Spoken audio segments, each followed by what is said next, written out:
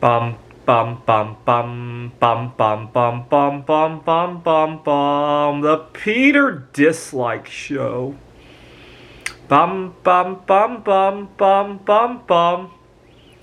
You know, I teach calculus, so it dawned on me that this past week I've been thinking about how I've been a lot healthier ever since I started eating more slowly. And it always occurred to me whether or not the extra time I'm spending at meal times is worth the investment. And I came up with an idea to use calculus to figure this out. Now pretend that X is the amount of time I want to spend eating every day, right? In the United States, I looked this up, the average American only spends an hour each day total for 3 meals a day. Now, the whole goal was to improve your health and potentially your life expectancy, right? Let L of X be the life expectancy that you live if you were to spend X hours on eating. It's oversimplified, obviously, because not only will you live longer if you eat slower, presumably those years will be of a better quality as well.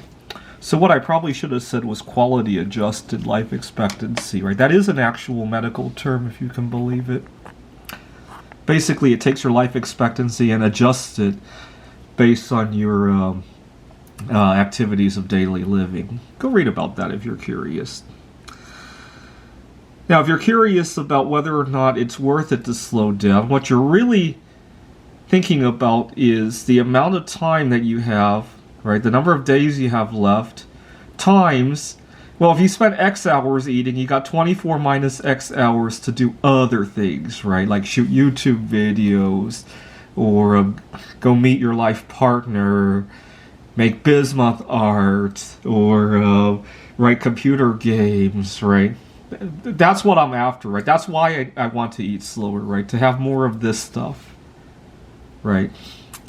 Now, before we do the calculations, let's try to think about what L of X might look like if we were to actually plot this out on a chart.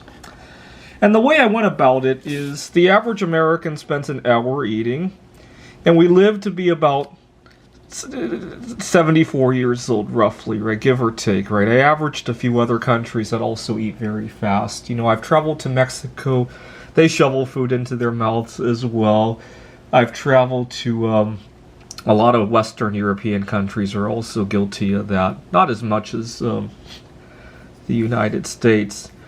Now, in Japan and Switzerland, where they really take their sweet time to eat, right?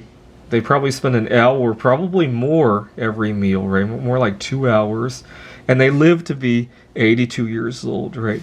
So the chart probably looks something like that, right? Now, at the very extreme ends, you might find this curve to actually go down, this even L of X to go down. Because if you're spending more than 16, 17, 18 hours a day eating, you're probably not sleeping very well, right? So at the very extreme, it probably does slope down. Now, obviously, if you're taking 2-hour lunches every day, the amount of time you have for other things will also suffer, right? So this total time of L of X times 24 minus X will probably start to bend downward when you're spending 2 hours at every meal, right?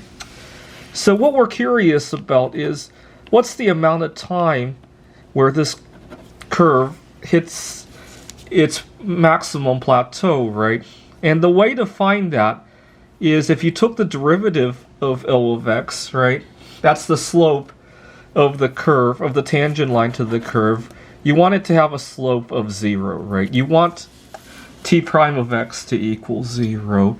Well, t of x is L of x times 24 minus x, so the first thing you would do is the product rule, right? Derivative of the first times the second plus the first times the derivative of 24 minus x, which is just negative 1. So this is the equation that you're trying to solve, right? So we plug in some values. Let's see. Let's say if you spend an hour on mealtime, you live to be 74, right? At the extreme, if you spend 0, you're going to live to be 0, right? You're just going to starve to death, right? And at 2 hours, it's some number. It's probably we'll call it 77 years. Right. Between 2 and 3 is probably where most of the gain is, right? Just based on my own observations.